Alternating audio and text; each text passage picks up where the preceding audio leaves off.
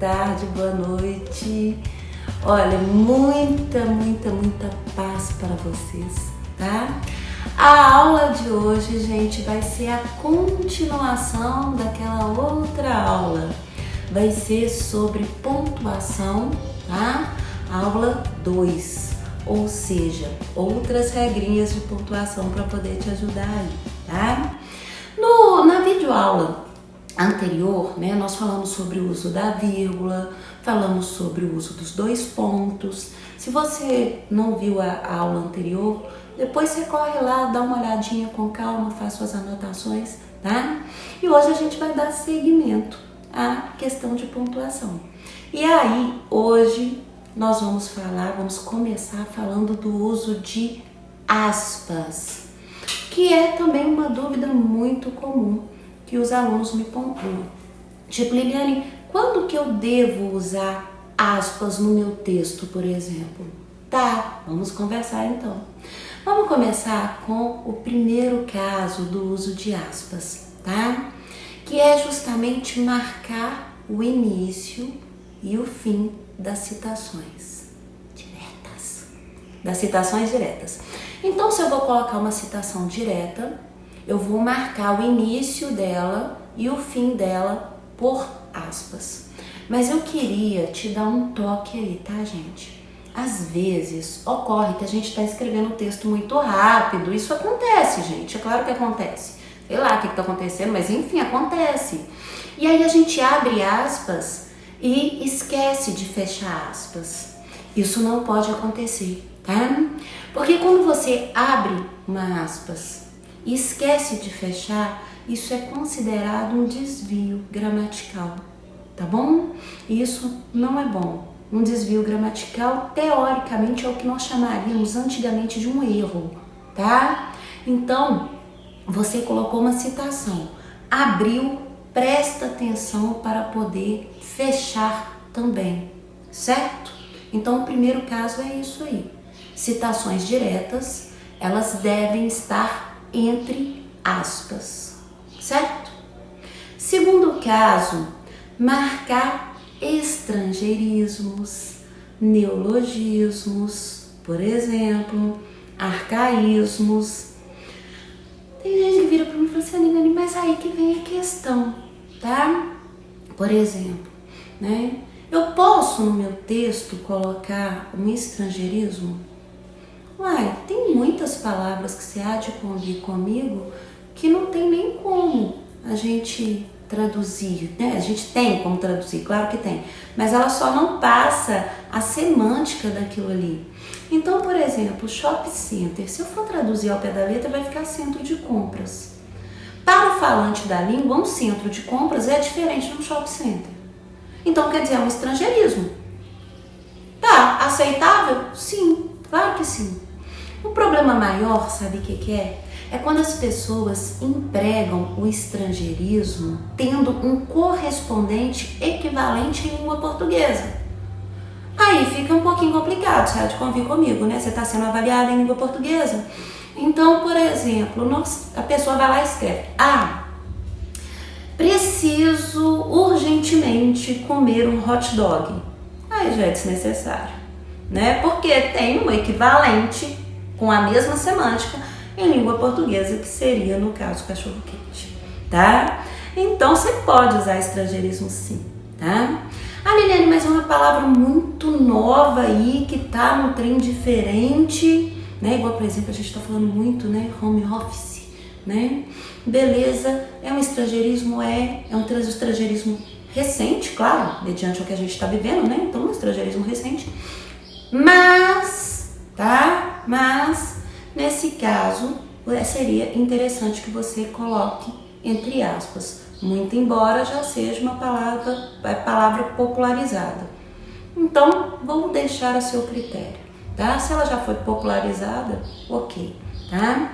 Neologismo. A gente usa também para colocar neologismo. Neologismo, gente, ocorre que é uma criação, né? Digamos assim, de uma expressão, de uma palavra.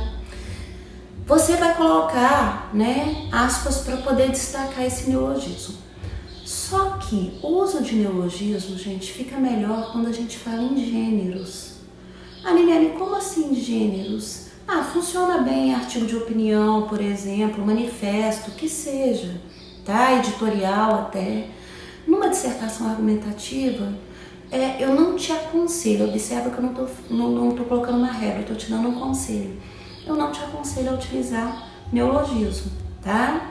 Mas se mesmo assim você quiser fazer, coloque entre aspas, certo?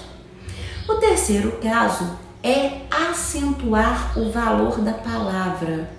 Eu quero destacar aquela palavra. É isso que é um recurso muito usado na dissertação. Por exemplo, eu vou colocar uma palavra na minha estrutura, eu quero que essa palavra tenha um destaque, tá? Então, por exemplo, essa semana, se eu não me engano, nós tivemos o dia contra o abuso infantil, né? Se eu não me engano, foi dia 18 ou 19. Então, nós tivemos, né? E aí, vamos supor que eu estou criando uma estrutura, estou falando sobre o abuso infantil, né? E eu quero dizer que há uma negligência por parte da população. E eu quero destacar a palavra negligência, tá? Então eu coloco essa palavra entre aspas. Para quê? Para dar destaque, para dar valor a essa palavra. Isso pode ser feito tranquilamente. Deve ser feito cada vez que você quiser destacar o valor semântico daquela palavra, você coloca entre aspas, certo? Ok. Bom, para o próximo caso 4, marcar ironia. Mas entenda, gente, a ironia é sutil. Bom, tem pessoas, como eu sempre digo, que são irônicas por natureza e quando vão produzir um texto não é muito diferente não. O texto tem marcações irônicas, né? E aí, né, coloca-se aspas para marcar essa ironia, tá? Muita gente, aí depende também, digamos assim, porque as pessoas usam muito isso no WhatsApp. Mas agora, né, digamos assim, como a gente tem aquele tanto de carinha, né, aquele tanto de emoji, não, como é que chama aquele trem, gente? É isso mesmo, emoji, né? Porque aquele tanto de carinha, aquele tanto de trem, então as pessoas acabam usando aquilo ali para dar a feição de ironia. Mas no caso de um texto escrito, tá, normal, tradicional, você pode usar aspas para marcar ironia sim, tá? Está extremamente correto, tá? Mas eu preciso te dizer uma coisa também que é muito recorrente no texto de vocês. Como a gente tem que trabalhar com outras áreas do conhecimento, né? Você sabe que tem. Então é normal, tá? A utilização de obras. É normal. As pessoas gostam de usar as obras tipo Utopia, Banalidade do Mal, esse tipo de coisa, tá? Então, quando você coloca o nome da obra, o nome, tem que vir entre aspas, certo?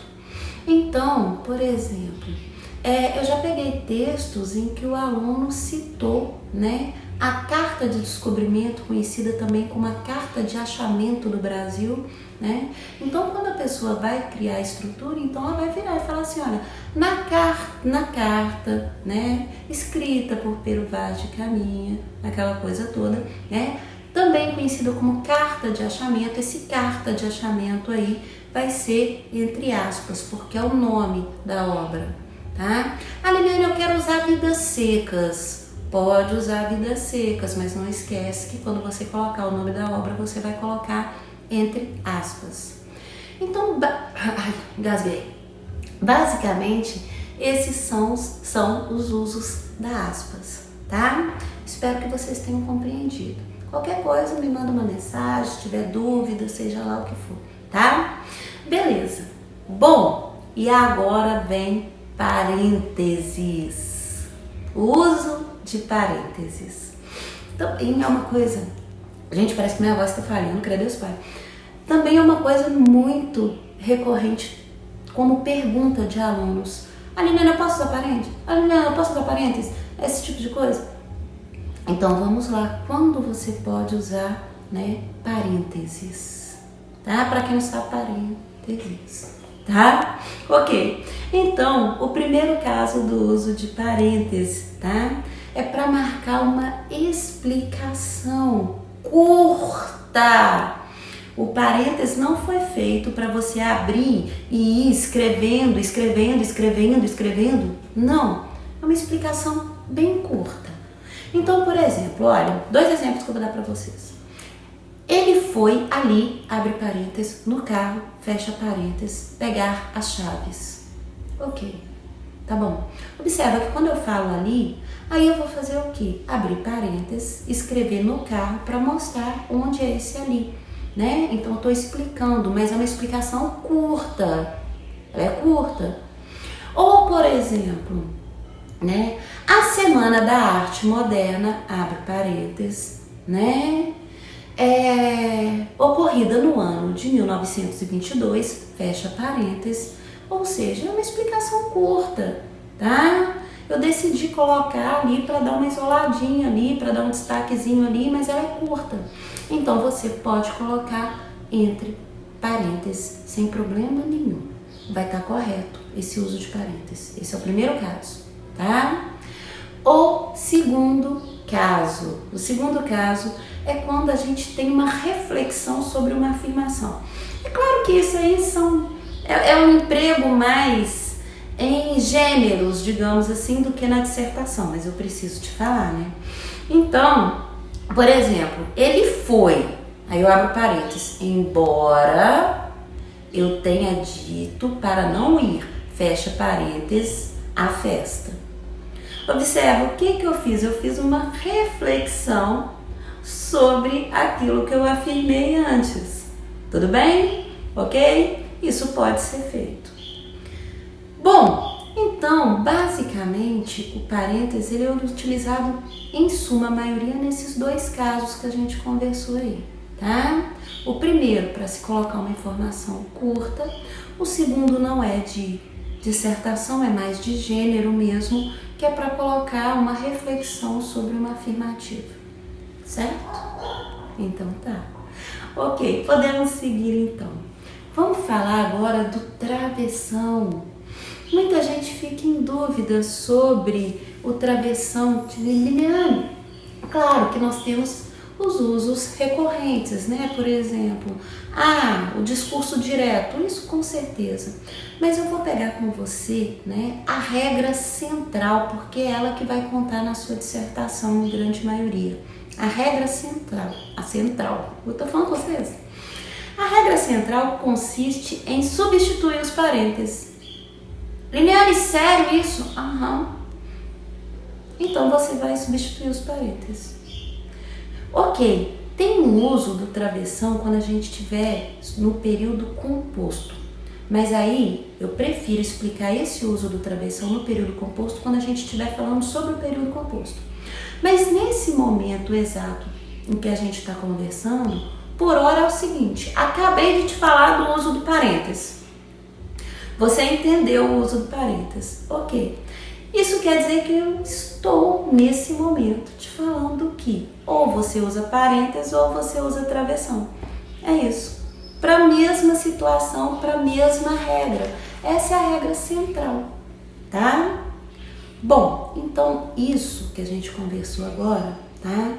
São os casos essenciais de pontuação. São os casos essenciais de pontuação. É claro que eu foquei mais em aquilo que vocês utilizam digamos assim, de forma recorrente. Eu foquei nisso. Mas, tá? Agora a gente vai precisar falar da pontuação no período composto. Liliane, por que a gente vai ter que falar? Porque, meu amor, quando você produz uma dissertação, um texto, a maioria da sua estrutura, ela tá ali no período composto. É isso, você produz um período composto. Muito. O tempo quase todo. Dera a Deus a gente fizesse, né, e tivesse ok, bacana, né, só período simples. A gente trabalha muito com período composto. Então agora a gente vai focar no período composto.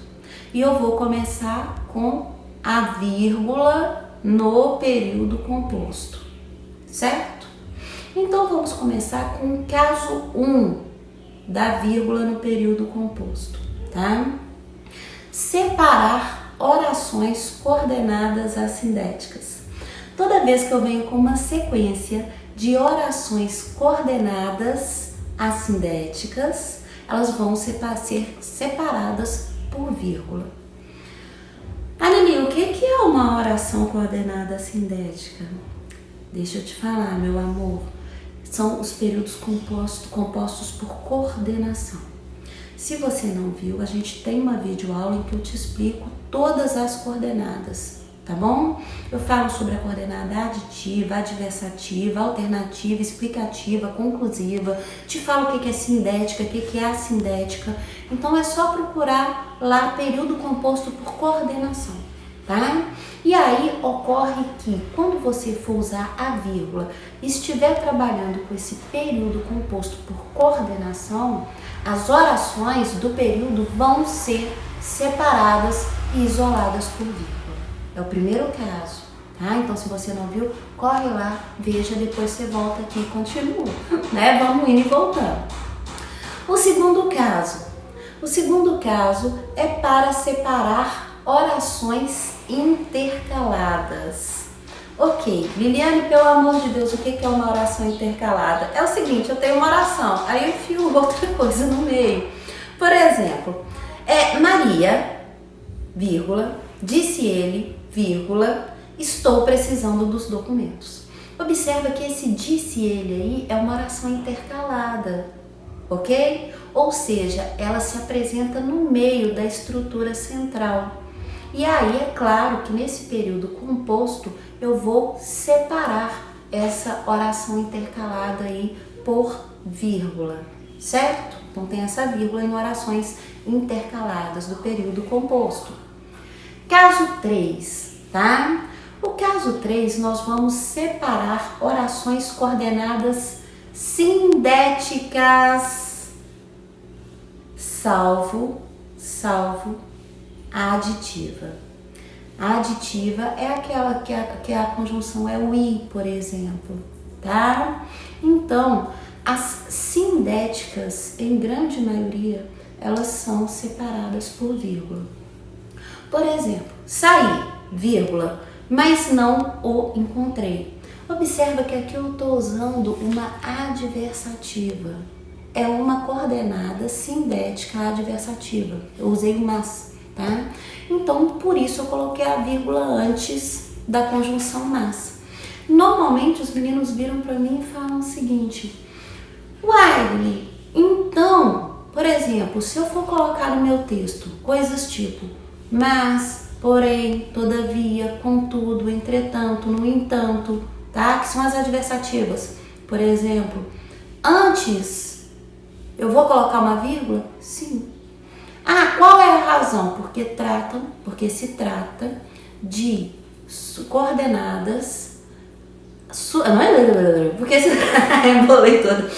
se tratam de coordenadas, né, sindéticas, né, de uma forma geral, só que vocês usam mais as adversativas, as explicativas e as conclusivas, certo? Então a gente coloca uma vírgula antes sim, tá? Bom, como eu disse, gente, é muita coisa de pontuação pra gente conversar, muita coisa mesmo. Ainda assim, tá? Eu preciso falar com vocês, tá? Sobre o uso do ponto e vírgula no período composto, tá? Preciso falar para vocês sobre o uso do travessão no período composto. Preciso falar sobre as orações subordinadas e o uso da vírgula, porque a gente está lidando com outro período. Preciso falar para vocês algumas diquinhas, coisas simples ainda. Então a gente vai ter essa aula ainda na parte 3 dessa aula, tá?